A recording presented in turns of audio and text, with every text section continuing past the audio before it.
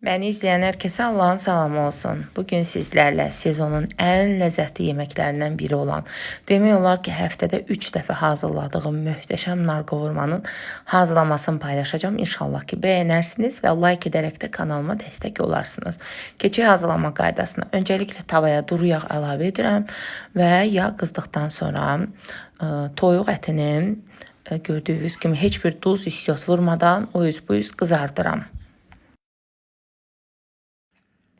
Toyuq əti qızardıqdan sonra duzunu vururam. Yalnız duz əlavə edirəm. Siz zövqə görə qara istiot da əlavə edə bilərsiniz.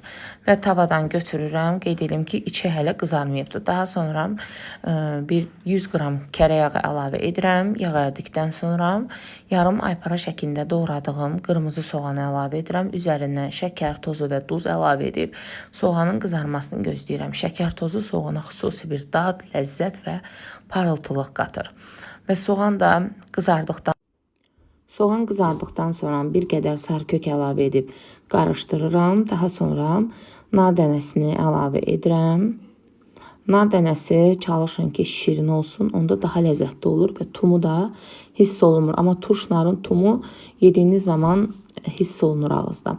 Və qızartdığım toyuqları da narın üzərindən yerləşdirirəm və soyuducuda saxladığım şabalıtdan əlavə edirəm. Yəni şabalıt əvvəlcədən bir buğum qaynayıb saxladığım şabalıtdır.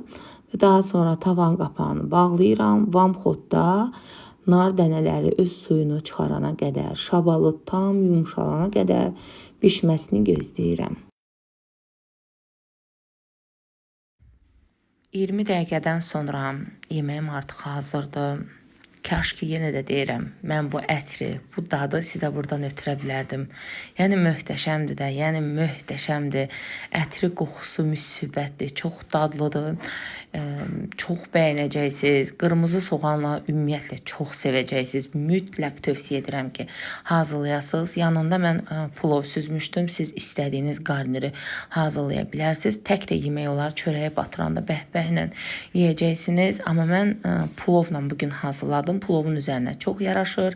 Hazırlayın, nuşu canlıqla yiyin, göz haqqınızı halal edin. Sağ olun, salamatla qalın.